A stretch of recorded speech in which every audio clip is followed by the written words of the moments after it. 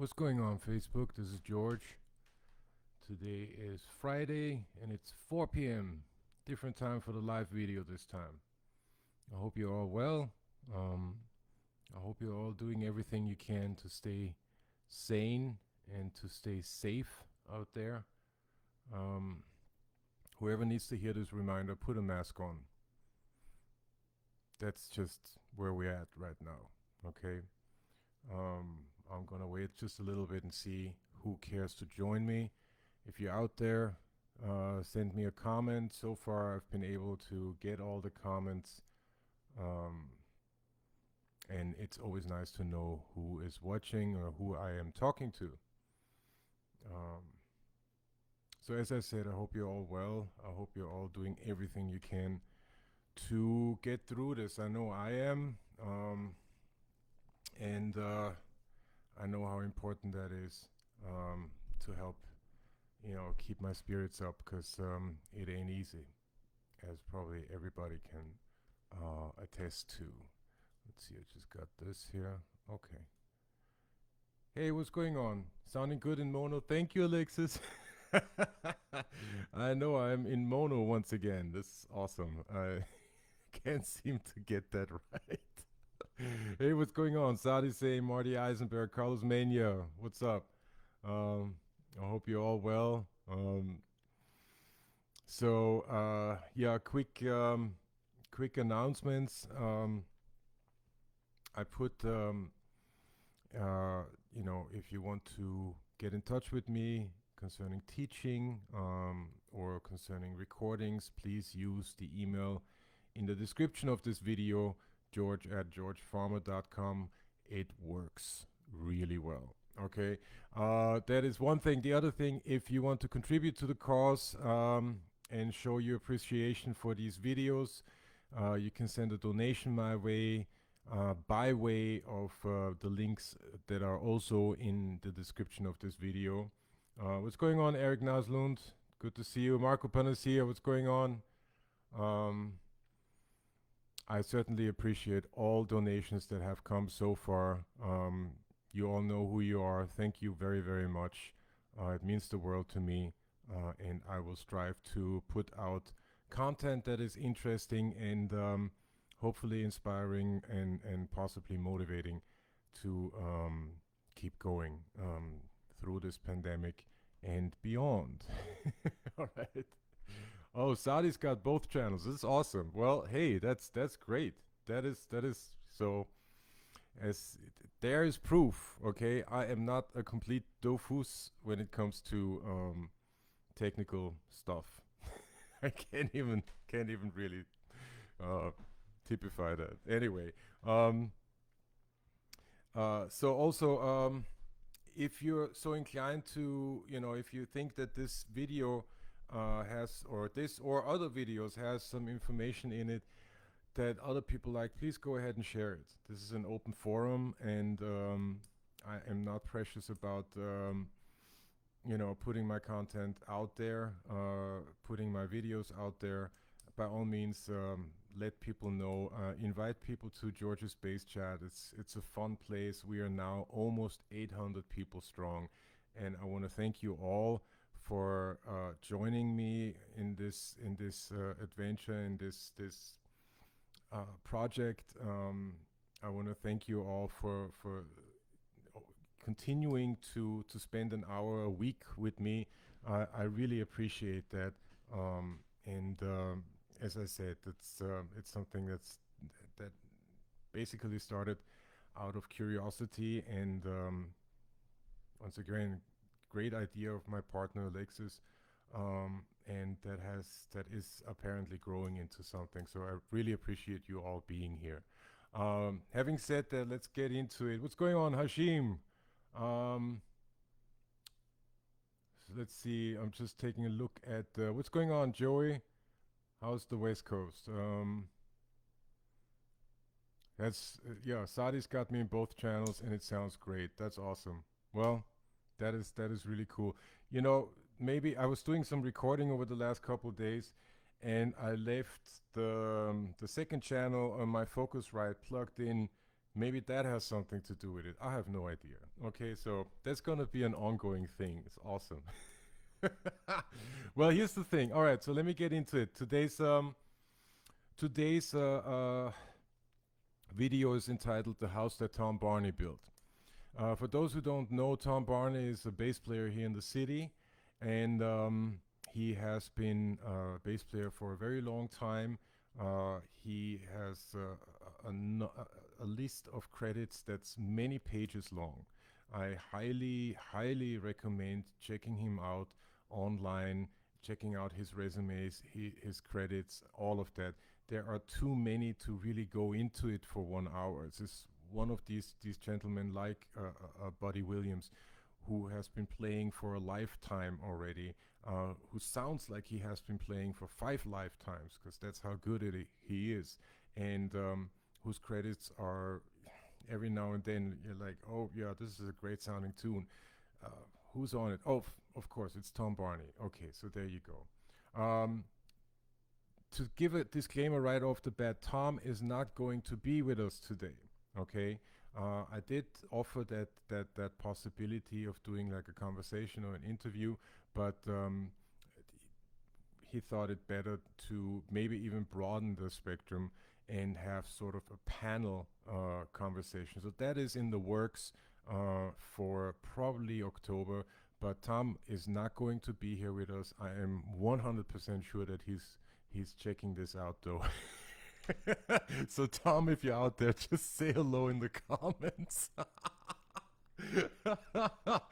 All right. Yeah, all right, Joey. I see that. Still smoky here, man. I'm sorry to hear that. I'm sorry to hear that the West Coast is going through all these fires. I was there in 2017 um, when the fires happened, and that is not fun. Okay, so take care of yourselves out there. Wear a mask. Not that you don't have to, but just try to stay inside and be cool as much as possible. All right. Let's see. Do we have any others here? Okay. So the house that Tom Barney built. As I said already, Tom is one of these bass players that are, at least for me, for my, in my opinion, in my impression, in my universe, in my view, he is the personification of a New York bass player. And that means a lot. Uh, Keep in mind that what is a New York bass player, or who are New York bass players? So there is, going back in time now, and I know I'm skipping a lot, so please bear with me and forgive me if your favorite New York bass player is not in this list, all right? That doesn't mean that they don't make the list, it just means that I forgot to mention them. But let's go all the way back. Milt Hinton, George Duvivier, Ray Brown, Ron Carter, um, Ray Drummond, Rufus Reed, um, Bob Cranshaw, um, Will Lee, Anthony Jackson, Chuck Rainey, Jerry Jamot, um, Jaco Pastorius. Who else comes to mind? Mark Egan. So just off the top of my head, those are a couple names that I always associate with New York bass players. All right. Um, and Tom Barney, for me, is the personification of a New York bass player. Okay. He was the one who gave me my first subbing job at the Lion King, my first subbing job ever on Broadway. And that was a pretty special uh, job. That was a pretty special opportunity for me. And it became the basis to everything that I have done since. Um, and here we are 12, 13 years later. I got 5 shows under my belt. I have a plethora of Tonys under my belt, and a Grammy and several Grammy nominations. A lot of that was based on what I learned from playing the Lion King like Tom Barney. So he's an extremely important figure in my life. I'm forever grateful that he came into my life. and that I was able to not only start subbing on Broadway or play shows or any of that. That was, that is great already in and of itself. But the fact that my introduction to that environment was via Tom Barney, via his style, his emphasis, his intensity, meant the world to me and means the world to me, and has definitely put me on the path that I am on. Um, I was working as a freelancer before that, and that was working out well. At the time, I was looking for a way into the theater scene. That was as close as I actually wanted to be. And through a mutual friend by the name of Joe Cardello, who was and I'm assuming still is a sub over at the Lion King, who's a percussion player. The connection to Tom was made. Now, what I didn't realize at the time was that Tom Barney was also the bass player, and I talked about this in the Buddy Williams videos. Tom Barney was the bass player who I saw playing with David Sanborn in '84 back in Vienna. That was the first concert that I ever went to. My late brother Martin Farmer, had given me Christmas tickets to a concert, and it was a double bill of David Sanborn and Al Jarreau. And David Sanborn had in his band Buddy Williams, Tom Barney, Don Elias, Don Grolnick, and Hiram Bullock. So certain, you know, I didn't know that, or I didn't make that connection in my mind in 2005 when the contact to Tom Barney was made via Joe Cardello, in my case. And at the time, Tom was, a bass player for me, somebody that I could contact, someone I could talk to, and who was really generous and kind enough to have me come in and check out the Lion King. So I did write out a couple notes for today's video because Tom is a very, very influential figure in my life. And it's, am I going to get to all of them? Debatable. Am I going to skim some of the stuff? Probably. Excuse me. Nevertheless, I wanted to, just looking at these notes here. All right, so here I am, it's 2005. I had done some regional theater work. I'd never really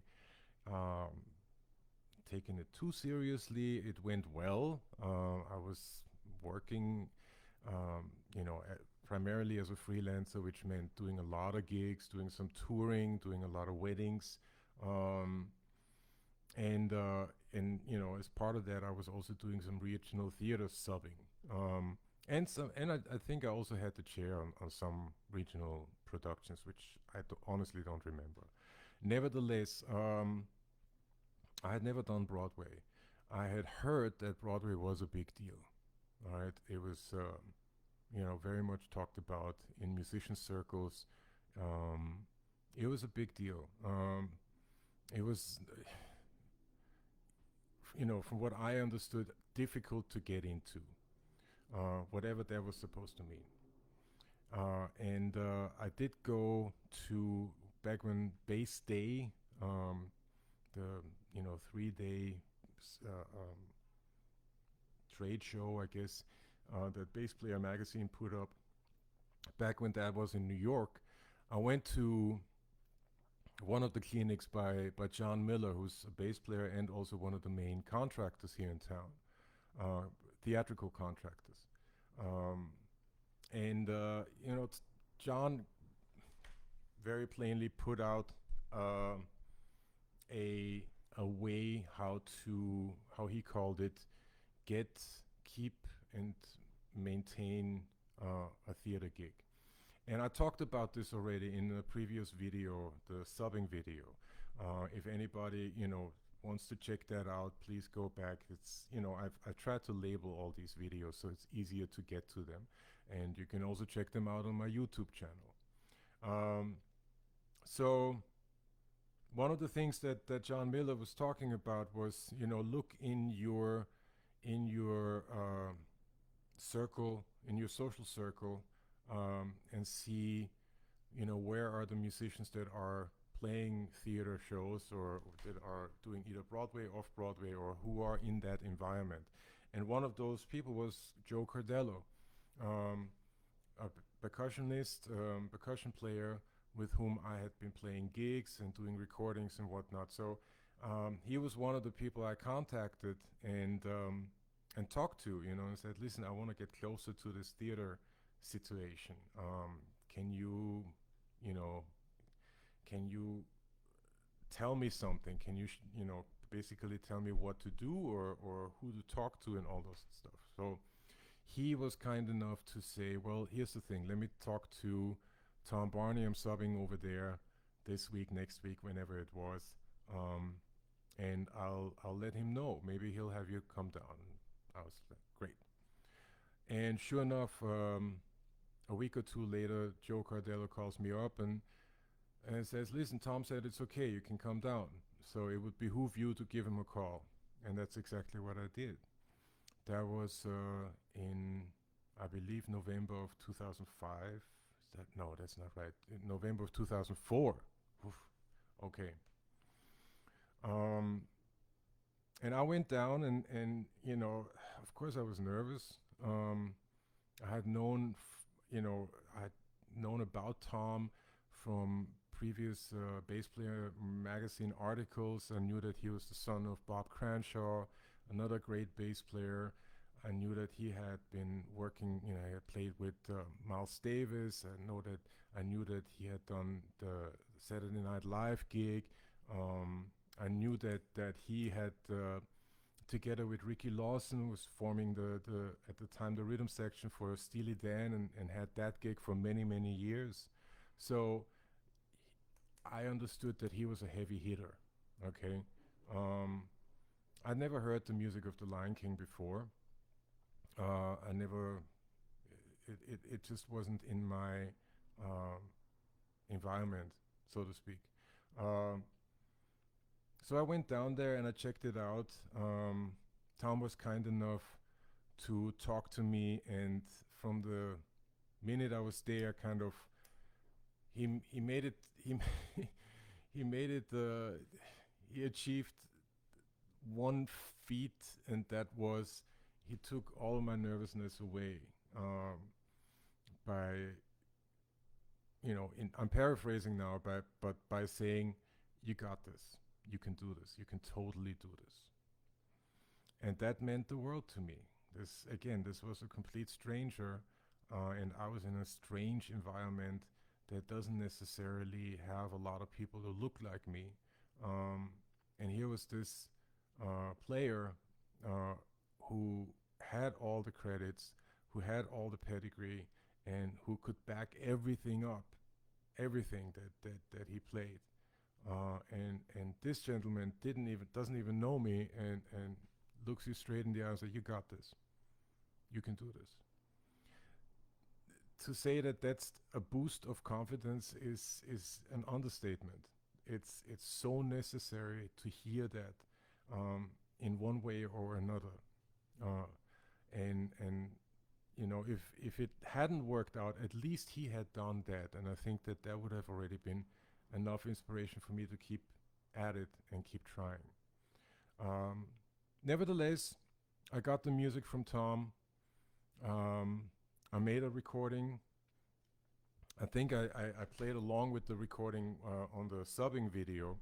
Um, and so I'm not going to do that today. If you want to check that out, please do. um, and just to give you an idea, also, let me just back up real quick. If you're here on this video and you expect to hear some gossip or any kind of stories or anything like that, I don't do that. I don't have stuff like that. There's plenty of that out there, and I don't necessarily participate in it. I am just like Tom, the son of a musician. Um, I know what gossip is. I've been around it my whole life. If you want to hear, stories about anything, that's just not what I do. But I want to tell this story about the decency of one man who did something for a stranger, and he didn't have to do it, and what can come of that. And that's really my biggest takeaway from my acquaintance with Tom Barney. All right, so jumping back in to the first time listening to The Lion King. Let me paint the picture for you guys, because not everybody knows what that is like, and even a lot of musicians don't know that, and there are so many wrong stories out there what it means to be to play in a theater setting. Um, this here's my experience. I'm not saying that everything else is wrong, but here's what I have experienced. And if all these other stories are valid, then this story coming from this person right here is valid as well. So back then, The Lion King was at the New Amsterdam Theater, which is not the theater where it is right now. The New Amsterdam Theater is one of the older houses on in New York on Broadway. Um, and at the time, if I remember this correctly, there was no separation between drums, bass, guitar, um, basically between the rhythm section, including percussion instruments, and there was no separation from each other, and the drums mainly. So everybody was cramped into the area under the stage called the pit, and again, I'm trying to recreate this in my mind right now. Uh, I remember Tom sitting on my right hand side behind me, and I was kind of halfway facing him and halfway facing the conductor, who was pretty much dead center ahead of me. And then to Tom's left side was the drummer, um, and somewhere uh, I couldn't see them was guitar and keyboards and whatnot. The whole experience was so overwhelming that I don't necessarily, like, when I go back into my mind's eye, I the only thing that I see is Tom with his bass amp behind him and a silhouette of a drummer to his right side. That's all that comes up in my head, because there's so much going on. And one of the things that was going on was that Tom had uh, a it was either a Galleon Kruger or an Eden World Traveler amplifier head and a 410 speaker cabinet, and that was cranked. That was real loud.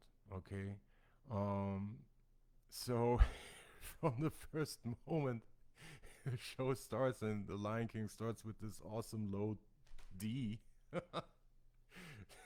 it's all you heard was bass, and it was glorious. Really, it was fantastic.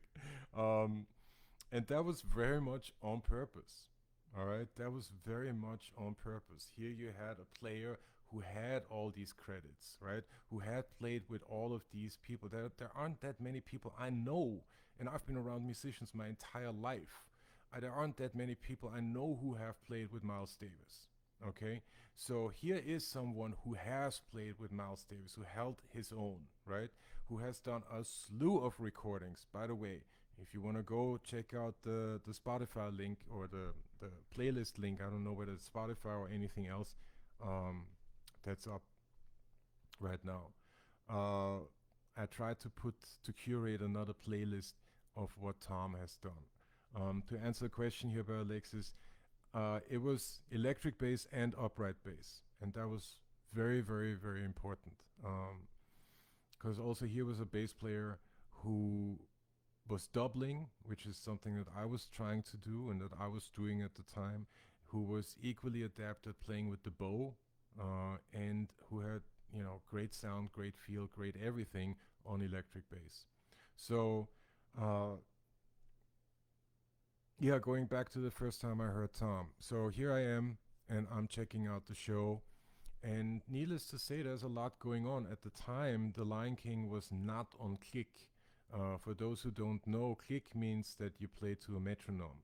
Um, you did hear, I believe that perhaps maybe one song was on a click or something like that. In the meantime, the entire show is on a click. Um, so the tempos don't change anymore. Everything is very, very strict and very steady. Very consistent, which is a really good thing. Uh, so I'm sitting there, I'm checking out the show. Tom is doing his thing, and I hear bass, and I hear this pocket. Um, and just years later, I kind of put it together that I remembered in my inner mind, in my subconscious, whatever you want to call it, I remembered that pocket from the David Sanborn gig concert that I heard, all the way back in the 80s. There was just no, like, even now as I'm telling you guys about this, I remember exactly how that felt. And it was the definition of, okay, this is the New York sound, and this is what a New York bass player does. Okay, there's just no two ways about that. This is it. This is the big time. This is the big leagues. This is the dance, as they say. Um, it was incredibly important to me to uh, make that connection in my mind. Um, it helped me learning the show over the next couple months. It took me a long time to get into the show. Again, this was the first time I ever had played a show.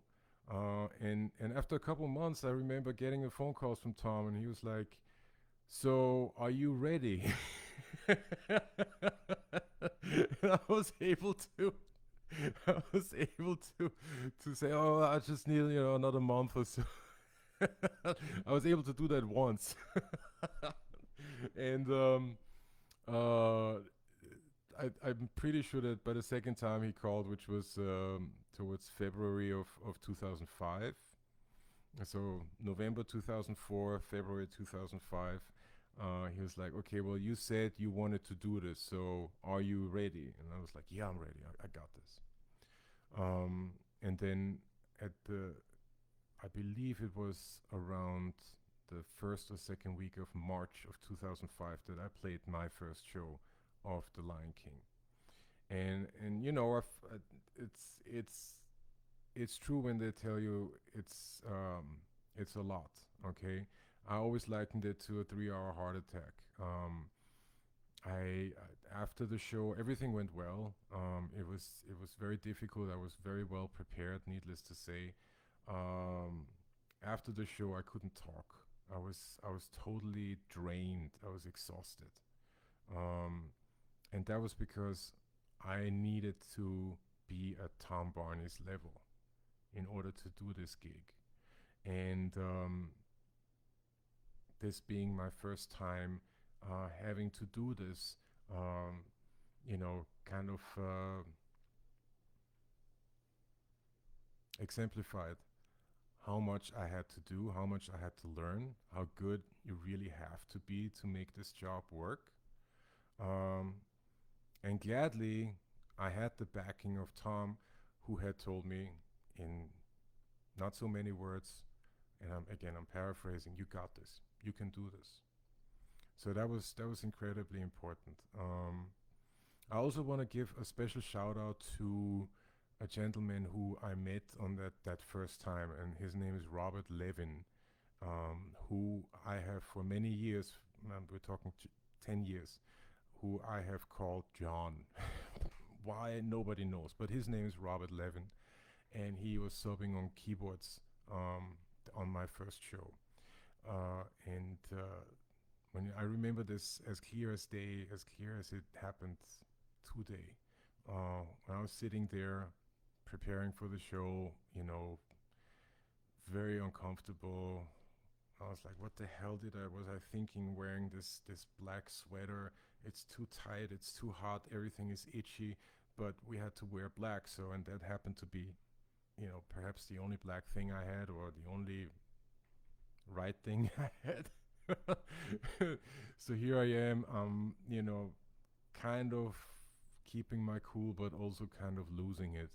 Um, and in walks Robert Levin on his way to his station, to the one of the three keyboard stations, um, and we introduced ourselves and said, "Oh, you're doing this today?" And I said, "Yeah, this is my first time. Never done this before." And Robert Levin looks me straight in the eye and said, "Oh, you got this. You're gonna be great." Why? How? Anybody's got an answer for that? Because I sure as hell didn't. But I did know that the minute he said, "You got this. You're gonna be great," um, it was a reinforcement of what Tom had said all those months ago, where you can do this. This is a possibility. You can do this. This is not outside of your grasp. This is not there's no this is not something that you cannot do. So I want to give a special shout out to Robert Levin because he definitely helped me in that moment, and probably he didn't even know it. So, and while we're at it, let me also give a shout out to the two main conductors at the Lion King who have for 12, 13 years now been quite inspirational to me, and that's Carl German and Sherry Rosen. Um, they know every note of that show. Um, you know, Same goes for Rolando. Um, I can never remember his last name, but the the next associate conductor, and Paul Askenso, I think that's his name. But again, I'm messing names up, so bear with me and forgive me. Um, I am very, very grateful that that was my introduction and that Tom made that introduction possible. Because it is up to the regular player to say, well, you can come in or you cannot come in. You can come in, or no, I'm sorry, I already have enough subs, etc., etc. And believe me, I've heard every excuse under the sun. Okay, I've heard I have more subs than I know what to do with, or I've heard the wonderful.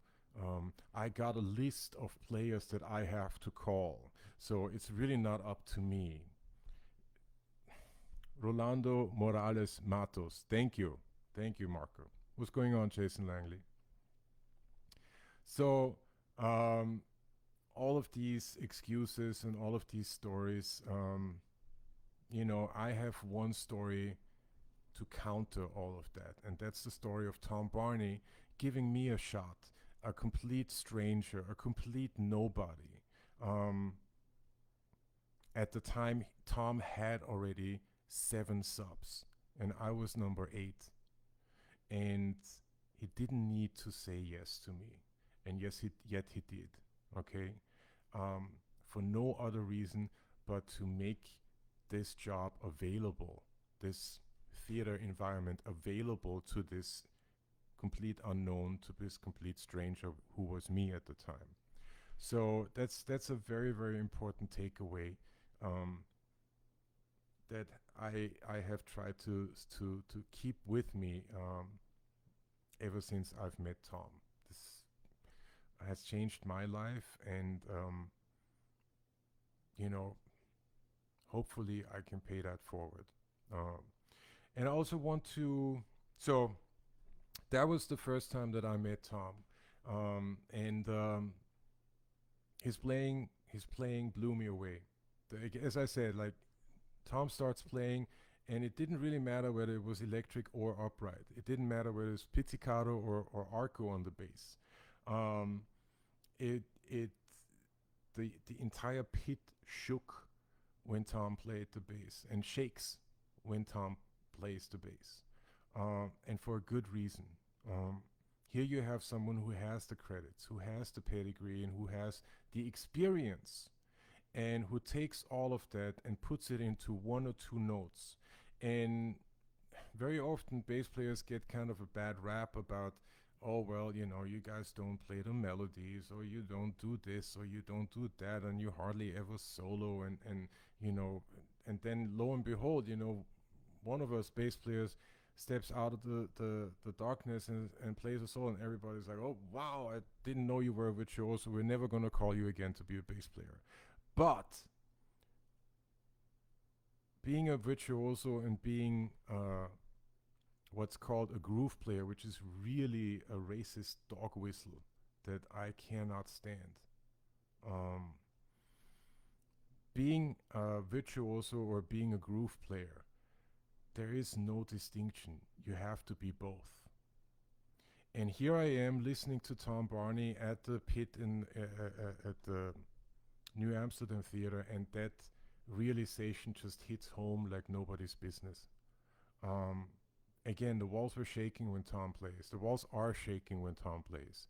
And it's the kind of shaking that you want to happen. That's the best way how I can put it.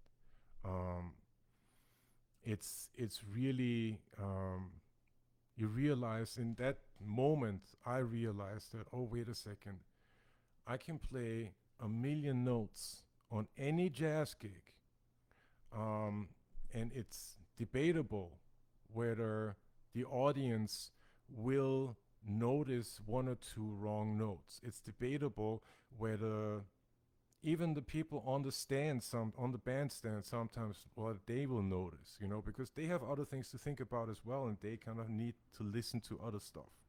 Um, Nevertheless, going to a situation where you play really loud and where every note is heard,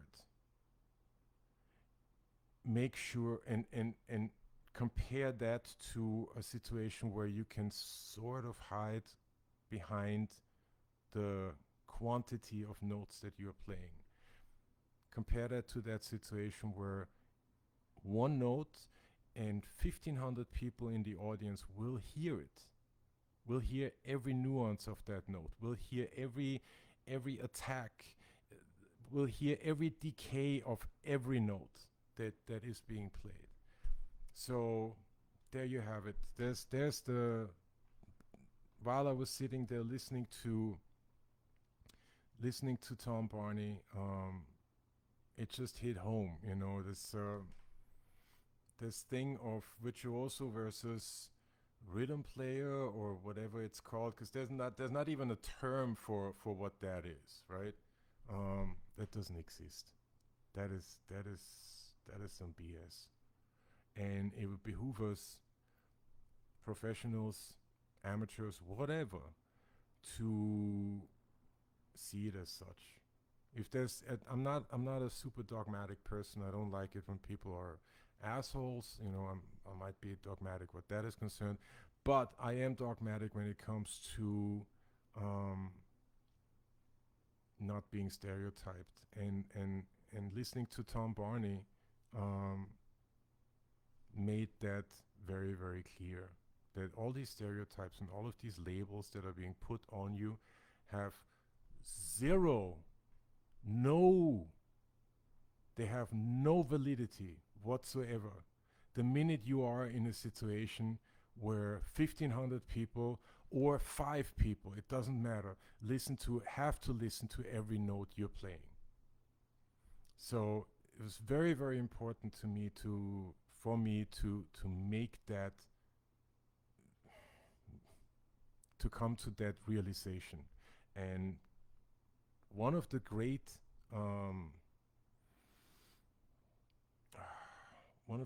advantages that I had in my life so far was that I came to that realization via Tom Barney's playing.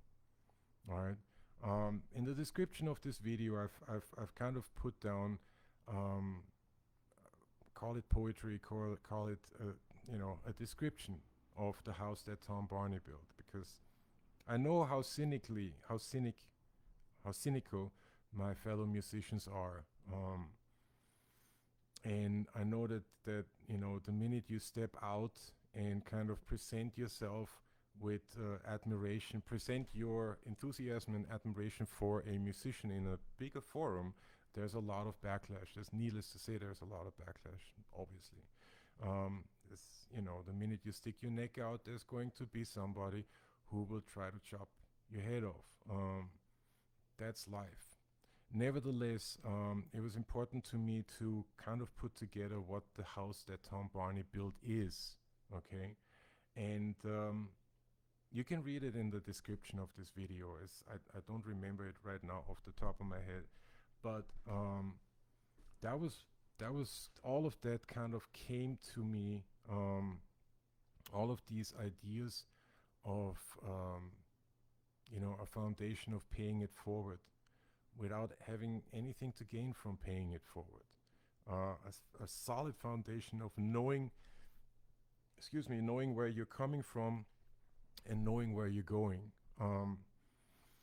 That is what I mean by that is musical experience, life experience, knowing exactly where you are, knowing that this, and that's another thing that Tom Barney taught me, that this so-called corporate environment is a way for black musicians to make money, to make a living. This is very, very important. Right now, there are a lot of conversations flying around, in the wake of the George Floyd murder, the Breonna Taylor murder, the most recent murders that happened in upstate New York this week or last week. It's difficult to keep track of that. But what the proximity to Tom Barney, what subbing for him meant to me was a possibility to make a living, all right? And it's, as I said, like in the wake of all these murders and the publication of these murders, there have been a lot of conversations also at the Musicians Union about what can we do to make life better for our black members. That is completely the wrong way of looking at it, right? It's the white members of 802 need to realize that they have benefited from white supremacy and white identity politics that made it possible for them to get hired. All right, so that's a start, but certainly not asking, the black members of 802, what can we do to make you feel better? What? Tom Barney taught me that one thing that I can do to make me feel better is make the money, make the money, what was the quote from him? Make the money and do something with it. And that is what it is, right? Make the money and do something with it. All right. Very, very important. And a great quote from Tom that has always stayed with me and that hopefully I will not forget.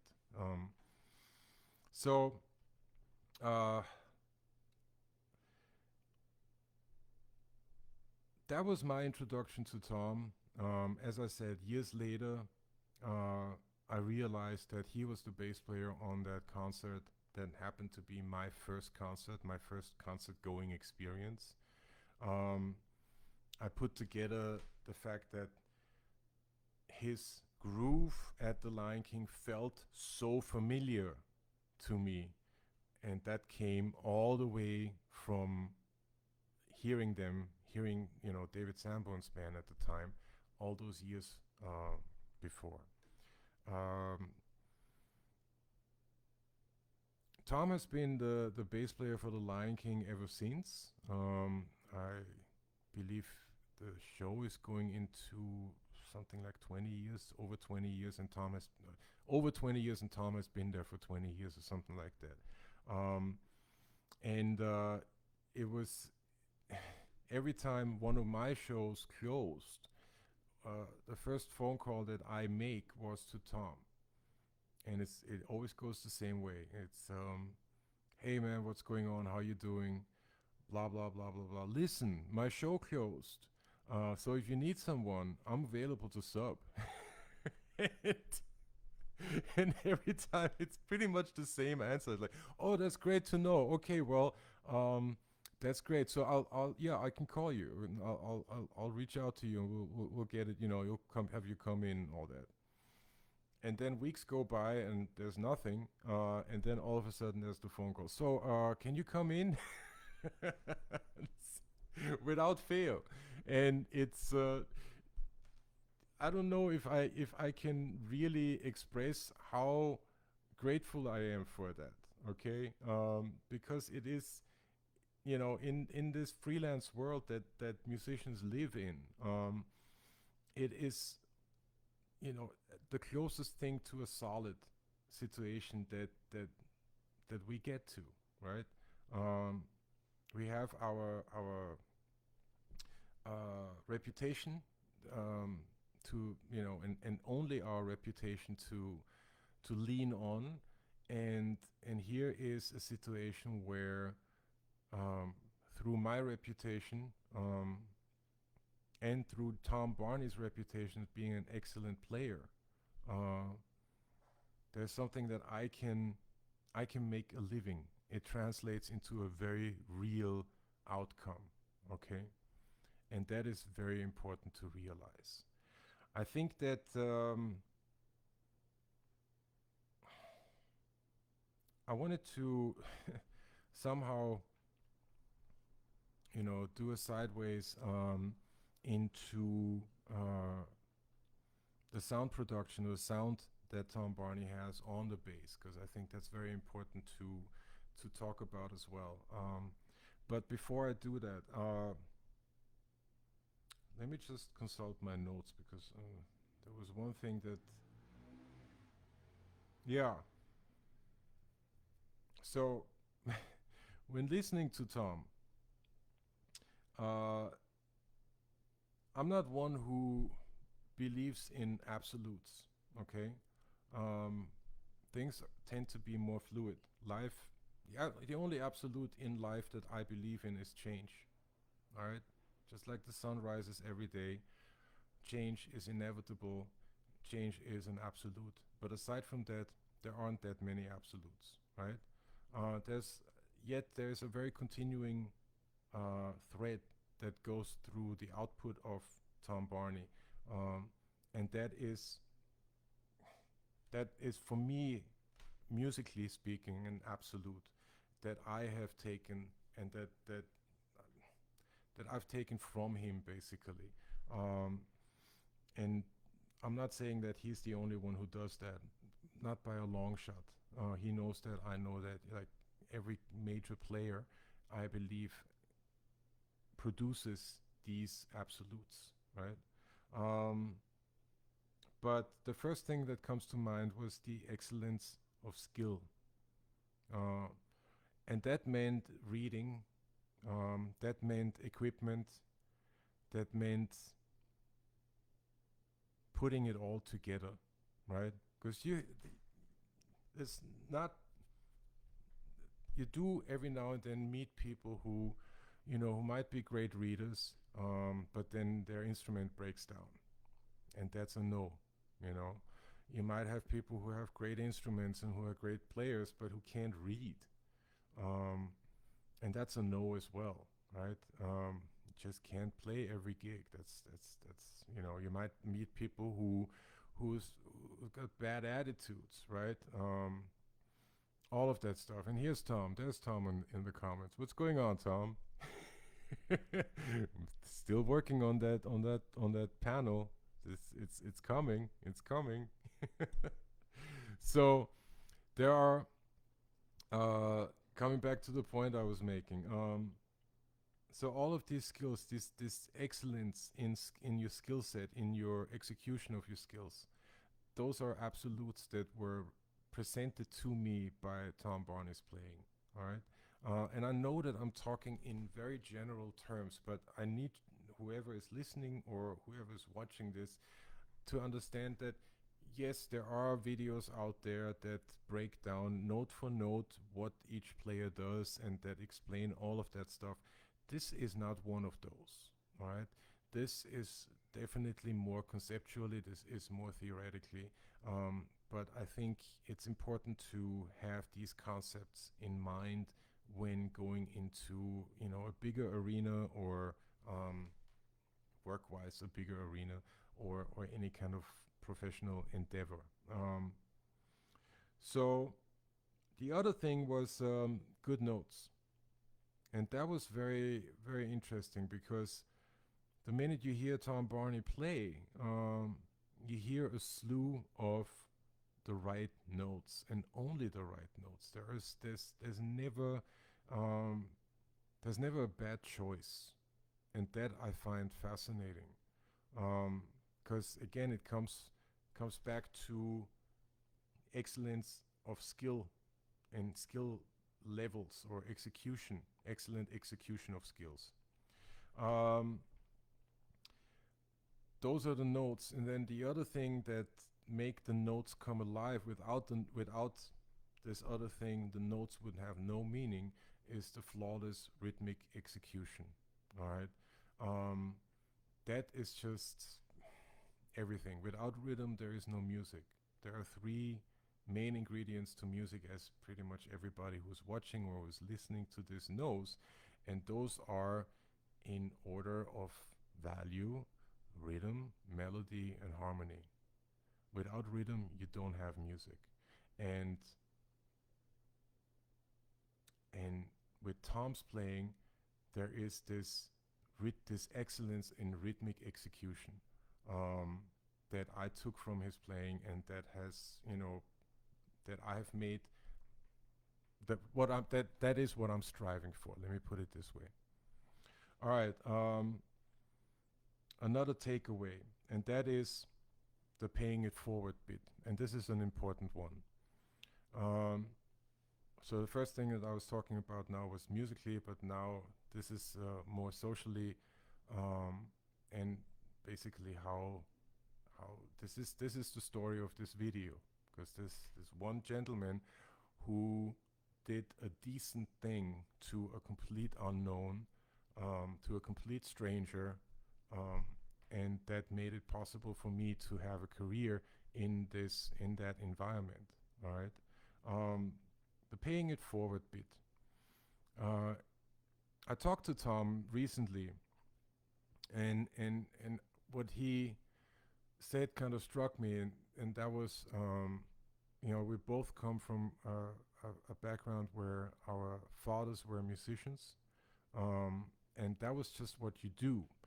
At the same time, a video came out about Tom's father, Bob Cranshaw, and I found it very interesting that in that video, the story was conveyed about Milt Hinton buying Bob Cranshaw a bass cover because he didn't have one at the time. So Milt Hinton paid it forward. He didn't expect anything from it.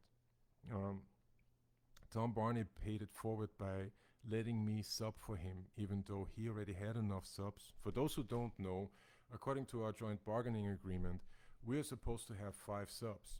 And sometimes that's all that we get, right? Excuse me. But if you're a strong enough player, if you're good enough, and if you make a strong enough case for yourself, you can definitely have more than 5. It is more work for the shareholder. It is, you know, I don't want to say it's a pain in the butt, because I don't think that it is. Nevertheless, it is more work, and it's more responsibility. That is the important thing. If your subs mess up the show, that goes back on you. They probably won't be called again, but that's a problem. That can be a problem for you. So Tom paid it forward by having me come in and just being like, you know what? Yes, of course, you got this. You can do this. So who am I to say no to anybody, really? And I've kept that, call it a policy or call it that a belief with every show that I've played. Um, I'm known for having a lot of subs, um, but again, Tom Barney said yes to me, so who am I to say no to anybody else? If they get the subbing job or not is entirely up to them, right? If they do a good job or not is entirely up to them, just like it was entirely up to me to do a good job at The Lion King. Um, that is something that I cannot influence, and I don't plan to, and I have no interest. I wouldn't know how. Nevertheless, the one thing that I can do is I can say yes, and that is really important. That was a huge takeaway, especially all these years later. Here I am on my fifth show. All of my shows have been very big successes in terms of awards, in terms of audiences, all of that. Um, it was a huge, it's a huge takeaway for me uh, to make it easier for people trying to get into this business and not be close-minded and not trying to get something back, which really pisses me off. Like how does that even, and that's nothing new, but you know, some players don't let you sub unless you have a gig for them, or unless there's sort of like, okay, I'm gonna let you sub, but then you let me sub, right?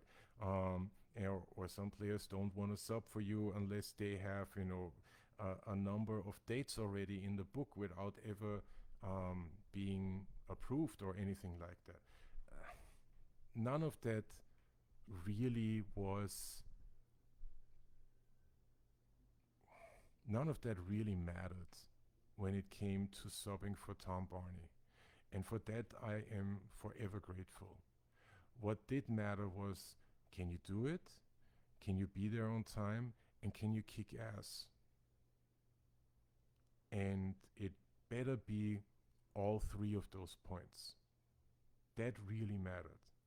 All the other BS, not so much. Um, I never expected Tom to call me again. Um, I never have any expectation of being hell. To this day, I wouldn't. I don't know whether I'm approved or designated or anything at the Lion King, and quite honestly, I could not care less. It is not important. What is important is that you get the call, and that when you arrive, you show up and you kick ass and you leave. That is important. All the other trappings, all the other stuff, the whatever else is going on is really not that. It doesn't. It. I've rarely seen that work out. Um, but what does work out is if you show up and you play a hell of a show. Because then everybody is like, oh man, I don't have to sweat it when this dude shows up. Okay? I don't have to think about it. Then you get the compliment of, I didn't know you were there. All right? But this is not about subbing. This is about Tom Barney and his influence on me. And as I said, Tom was the one who said yes to me. And that's why I say yes to everybody else. It's very, very important to pay it forward, to keep that going without the expectation, of getting anything back. I believe that we just got cut off. Oh, wow.